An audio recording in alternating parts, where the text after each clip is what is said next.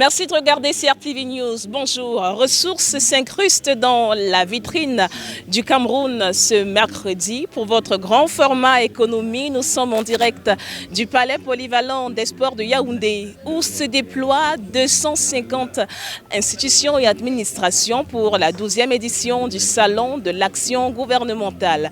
Le SAGO qui nous impose un menu spécial parce que, comme vous le savez, CRTV News est au cœur de tous les enjeux nationaux. Au menu de cette livraison de ressources, nous ferons une fenêtre aux infrastructures routières et autoroutières qui sont au cœur de cette 12e édition du Salon de l'action gouvernementale. Notre invité de ressources est le directeur général des études techniques au ministère des Travaux publics, Dona Takuete. Avec lui, nous aborderons la question du coût des infrastructures routières et la facture, croyez-moi, est plutôt salée au Cameroun. Nous ferons le tour de l'actualité économique de la semaine, entre autres sujets. Avec Gaël Obono, nous reviendrons sur la mise en eau du barrage de Nakchigal. Et c'est le mot-clé pour le DICO de l'éco, mise en eau. À quoi ça renvoie? C'est à découvrir dans la deuxième partie de ressources. Édition spéciale, tout feu, tout flamme, en direct du Palais polyvalent des sports de Yaoundé. C'est parti pour le dossier du jour.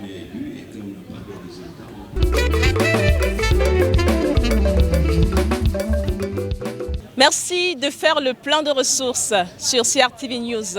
Le Palais polyvalent des sports de Yaoundé s'est donc mué en carrefour des politiques publiques depuis le 22 juillet dernier. Le SAGO, le Salon de l'action gouvernementale, livre ici ou joue ici sa 12e partition annuelle sous le thème « Développement des infrastructures et transformation structurelle de l'économie camerounaise ».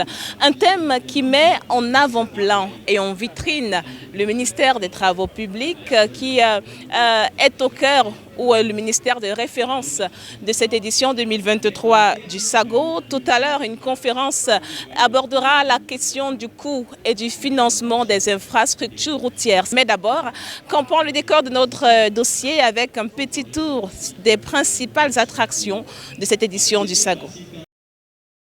Cette 12e édition du Salon de l'action gouvernementale 2023 met en lumière l'investissement public au Cameroun, en particulier le développement des infrastructures et la transformation structurelle de l'économie. Sur le site du SAGO, les entreprises de construction attirent foule. Les multiples visiteurs se laissent conquérir par les institutions gouvernementales qui ont à cœur la croissance économique. Un bon démarrage pour le Salon de l'action gouvernementale qui promet de porter les fruits qu'annoncent déjà les fleurs.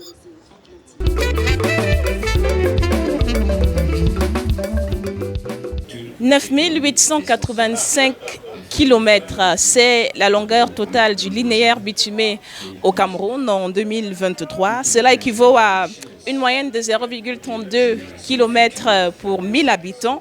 L'objectif pour le gouvernement est de passer à 0,48 km en 2030.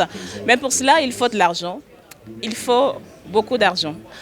Au Cameroun, on estime qu'un kilomètre de route coûte 2 fois plus cher que la moyenne africaine. Pourquoi?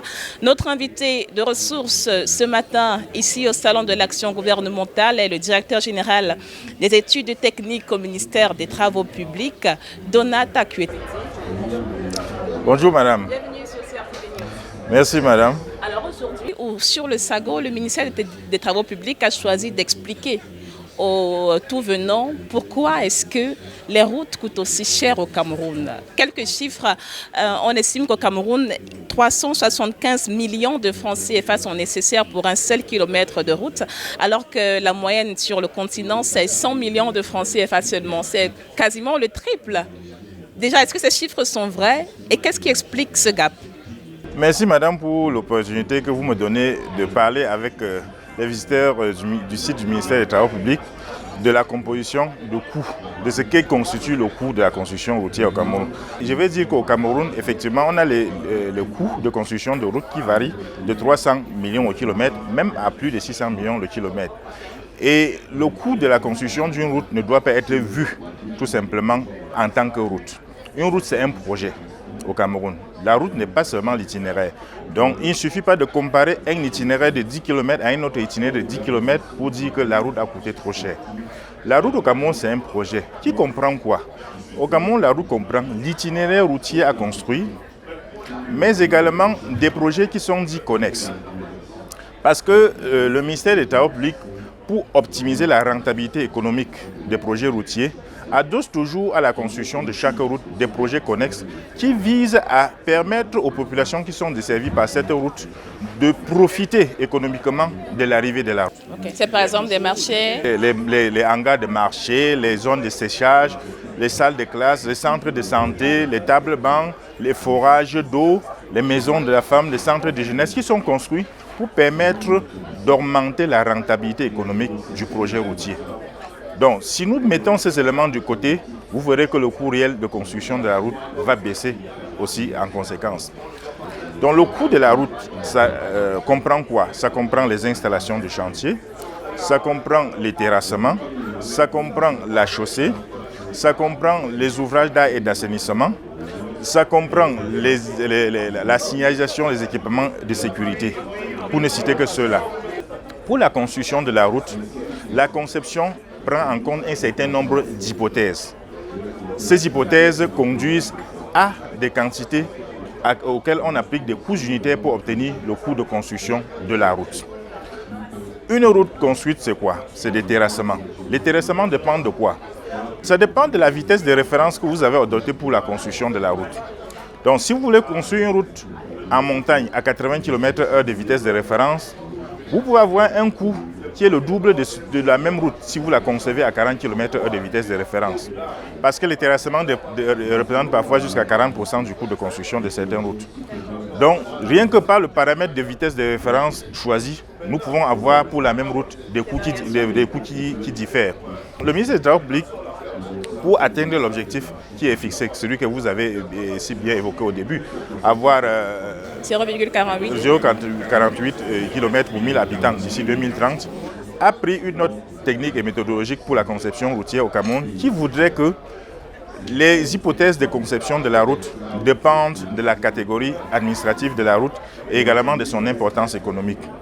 Donc, pour chaque catégorie de route et même du relief, donc pour chaque catégorie de route, en fonction du relief, on va adopter des vitesses de référence qui diffèrent pour essayer, en zone difficile, de concevoir des routes qui passent, mais qui ne sont pas aussi chères, qui permettent de rendre le service attendu de l'usager sans forcément coûter trop cher.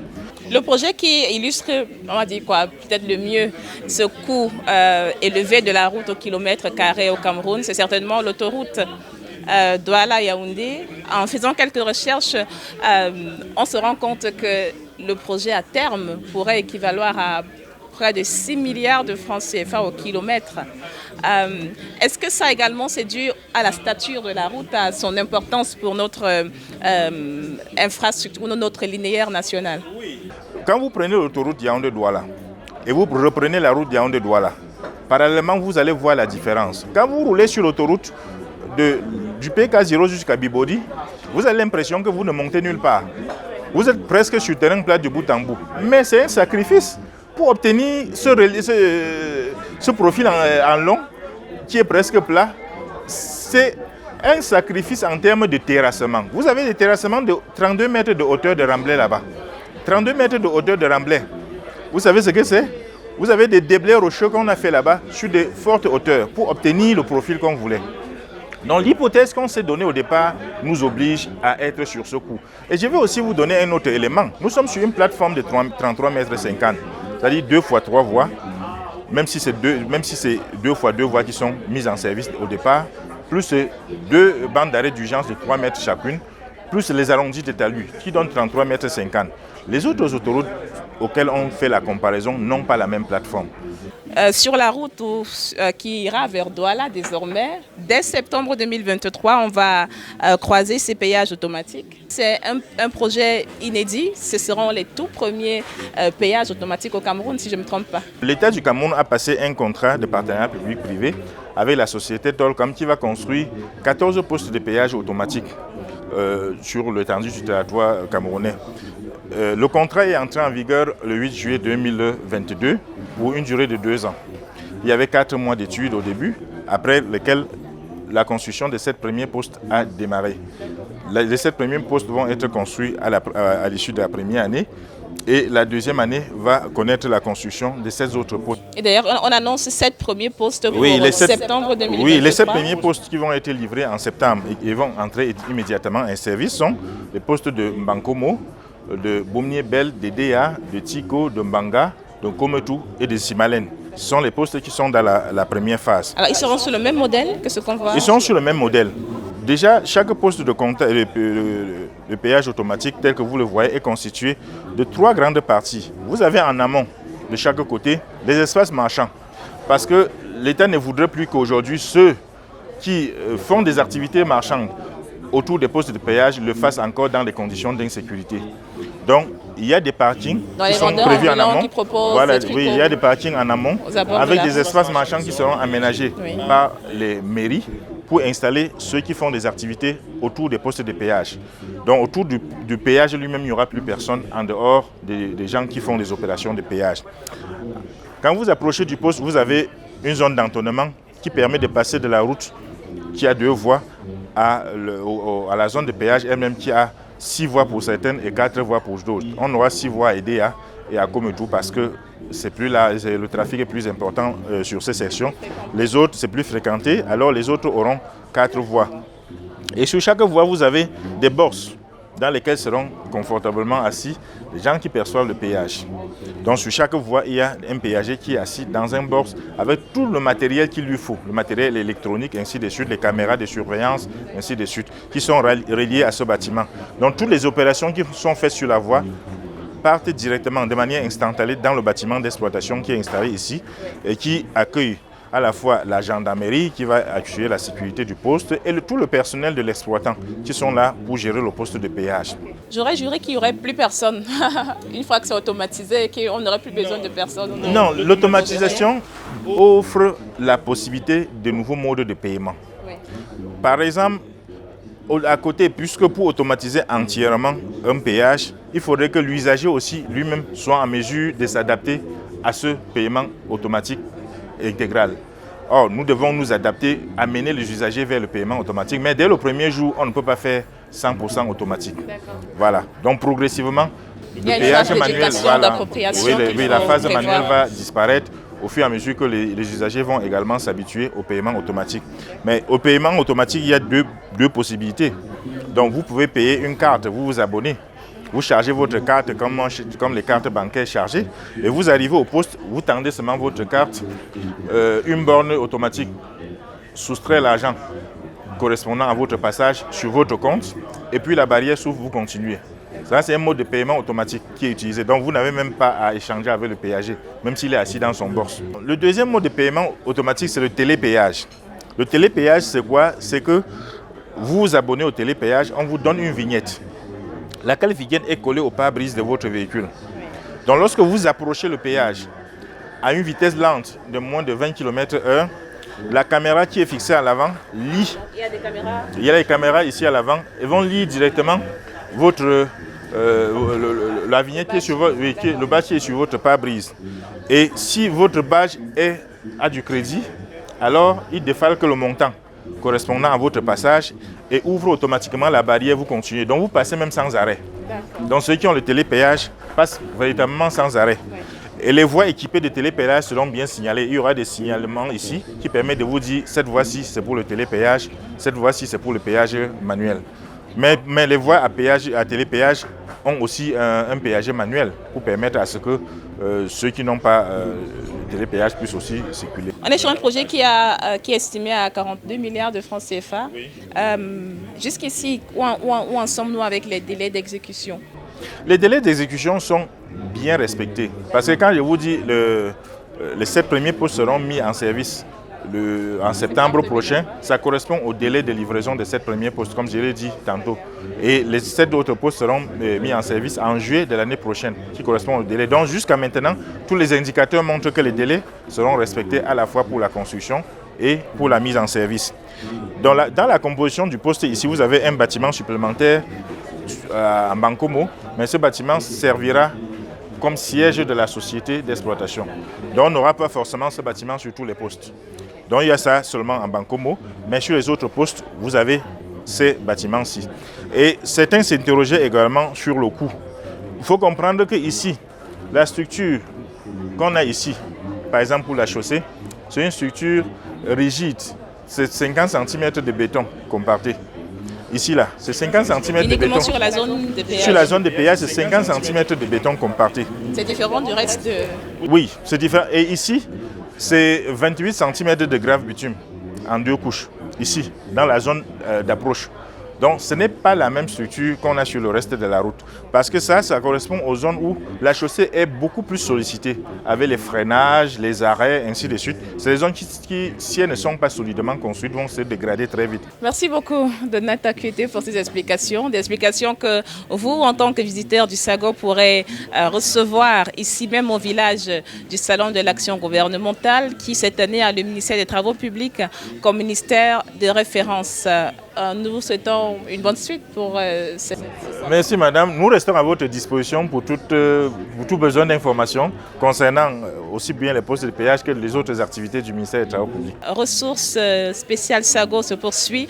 Tout à l'heure, nous rejoindrons Gaël Obono pour les round-up de l'actualité. A tout de suite.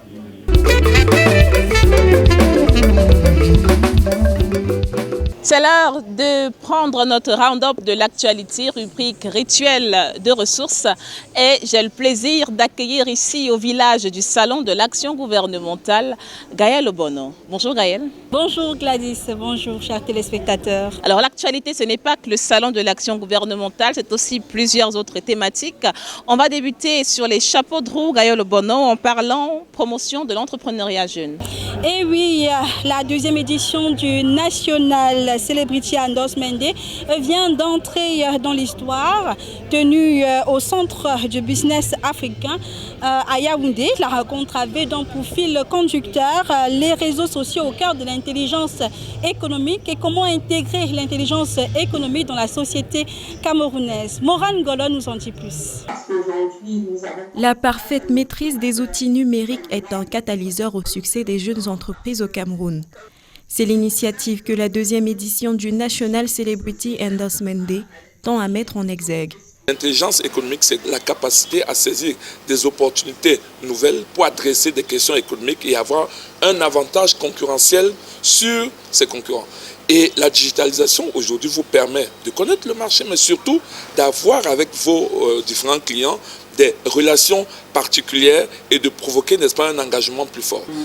Ces échanges visent la maîtrise des rouages des réseaux sociaux afin d'en saisir les opportunités. Aussi la consolidation d'un réseau d'assistance fiable pour les jeunes entrepreneurs camerounais. J'ai vu toutes les opportunités que le numérique offre. Par exemple, là, moi, je suis chef de projet digital dans une marque de luxe et ça me permet de m'épanouir et de toucher certains aspects qu'il n'y a pas encore ici au pays. Donc, je suis là pour aider ces jeunes à s'émanciper et ces acteurs de la culture. Au-delà de mettre en avant la culture digitale, cette édition du National Celebrity Endorsement Day vise à booster le potentiel économique des startups camerounaises. Une démarche qu'elle compte optimiser tout au long de ces 2 jours de travaux. Et on fait cap sur la sous-région Afrique centrale. Gaël, vous nous dites que la foire transfrontalière d'Afrique centrale se poursuit en ce moment même à Kiossi. Oui, la 14e édition de la foire transfrontalière d'Afrique centrale se poursuit. Elle a débuté jeudi dernier. Il s'agit d'un grand rendez-vous des pays suivant le Cameroun, le Gabon et la Guinée équatoriale. L'événement se tient à Kiossi. Ghislaine Allen de CRTV Sud pour le reportage. Elles ont traversé frontières terrestres, maritimes et aériennes pour renforcer la coopération transfrontalière lors du lancement de la 14e édition de la foire transfrontalière d'Afrique centrale. Parce que les pouvoirs publics ont compris que l'implication des femmes dans le commerce est nécessaire. C'est un élément fondamental pour impulser une sorte de dynamique et de vivacité à ce commerce transfrontalier. C'est la raison pour laquelle les pouvoirs publics accompagnent donc cette manifestation foraine que nous voulons qu'elle puisse se pérenniser. Des femmes regroupées en réseau issues d'une dizaine de pays d'Afrique centrale et de l'Ouest ont fait valoir leur savoir-faire dans les secteurs de la transformation, de la couture, de l'artisanat, entre autres. Il est question pour nous, à travers cette foire, de booster le développement socio-économique et la paix dans nos pays, de nouer des partenariats pour pouvoir construire la paix. Faut dire que les objectifs du REFAC ont été atteints, à savoir renforcer les capacités des femmes dans le commerce international, chose qui passe nécessairement par des sessions de formation. Et pour clôturer ce round-up, Gaël Bono, on reste dans une mouvance festive avec la foire Summer Vibes qui s'est achevée le week-end dernier. Et oui, cette foire qui avait pour objectif de former, d'inspirer, de connecter les jeunes entrepreneurs camerounais. La deuxième édition de la foire des entrepreneurs s'achève ainsi. Une initiative portée par Brandon Stilian Kaline. Ambiance de clôture dans ce reportage de Vanessa Fotso. Une trentaine de stands occupés par des jeunes entrepreneurs dont la tranche d'âge varie entre 16 et 26 ans. Ici, ils mettent en vitrine leur savoir-faire. Dans les crêpes, nous vendons les pancakes et les box cakes. L'entreprise a été montée il y a 3 ans. J'étais en classe de seconde. Le projet pour l'avenir, c'est d'ouvrir un salon de thé. Ici à Yaoundé, peut-être aussi à Douala. Je suis ici, je vends des shawarma, des boissons telles que les frappés au Nescafé et à la menthe. Au menu de cette deuxième édition de la foire Summer Vibes, des grillades, de la pâtisserie, des boissons rafraîchissantes et bien d'autres. C'est pour regrouper les jeunes pendant les vacances au niveau des différentes activités afin de prôner la jeunesse camerounaise. C'est parce que nous avons une grande cible jeune, aujourd'hui avec des entreprises, des projets, et ça nécessite de se faire valoir. Parce que ça nécessite de se faire valoir que nous avons besoin de les accompagner. Et pour les accompagner, nous avons cet événement Summer Vibe pour mettre en avant les différents talents jeunes. Un manège prévu pour des tout-petits, mais aussi un mini-championnat de football et de basketball se dispute. La particularité de la deuxième édition de Summer Vibe, c'est que nous avons un tournoi sportif avec des récompenses, tant sur le football qu'au niveau du basketball. Les clients qui n'ont pas manqué de dire leur satisfaction pour la qualité d'accueil qui leur a été réservée ont hâte d'être à la 3e édition. Et après ce tour de l'actualité économique, Gaël, cap à présent sur une notion qui a fait le cœur de l'actualité cette semaine, c'est la notion de mise en eau en marge de la mise en eau du barrage hydroélectrique de Nakchigal. Alors, ouvrons le Dico de l'écho juste après ceci.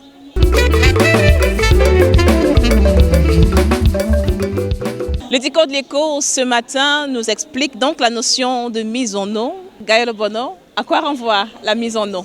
Alors, au niveau de la mise en eau, dans sa définition, selon l'Office québécois de la langue française, il s'agit donc d'un remplissage après construction ou vidange d'un barrage réservoir, d'un canal ou d'un étang. Alors, simplement, il s'agit de remplir le réservoir d'eau qui permettra ensuite de créer de l'électricité. La mise en eau du barrage principal de Nakchigal est un jalon important pour la construction de cette installation hydroélectrique. Donc il s'agit d'un événement assez particulier dans cette étape de mise en eau. L'on peut ainsi comprendre la nécessité pour le pays. On comprend pourquoi c'était important surtout de marquer le coup au ministère de l'eau et de l'énergie avec cette mise en eau officielle, ce point de presse pour expliquer la mise en eau du barrage de Nakchigal. Est-ce qu'il y a d'autres raisons pour lesquelles ce processus-là, cette étape, la mise en eau, est cruciale dans l'avancée des travaux du barrage? Vous l'avez bien souligné, il s'agit d'une étape cruciale dans la construction d'un barrage et dans son efficacité, puisque la mise en eau permet de créer le réservoir d'une superficie allant de 500 hectares, voire plus en fonction des possibilités. Il crée ainsi un canal qui amènera une partie de l'eau jusqu'à la centrale de production. Il sera donc ainsi créé une chute d'eau artificielle qui va actionner les turbines. Et après cette grande étape, l'on pourra enfin avoir de l'électricité dans les prochains jours dans la ville de Yaoundé et aux alentours pour le projet particulier de Nakchigal. Voilà ce que l'on pouvait dire sur l'importance de la mise en eau. Une bonne nouvelle ensemble. Merci beaucoup Gaël Bono pour ce petit dictionnaire de l'économie et à bientôt. C'est moi qui vous remercie. C'était notre Dico de l'écho, juste après les round-up servis par Gaël Obono. Ressources, c'est presque la fin, mais d'abord, permettez-moi de vous partager quelques rendez-vous importants du Salon de l'action gouvernementale qui nous accueille ce matin pour l'édition de ressources. Nous aurons ce jeudi des conférences de la communauté urbaine de Kribi, conférence du Bureau national de l'état civil. D'autres conférences également sont prévues ce mercredi avec l'entrée en scène du ministère phare sur les coûts des projets routiers et autoroutiers. Et on n'oublie pas la cérémonie officielle de clôture de ce salon de l'action gouvernementale le 29 juillet prochain à vivre en direct sur CRTV News. Merci d'avoir fait le plan de ressources avec nous sur CRTV News. L'info, toute l'info, c'est ici, à mercredi.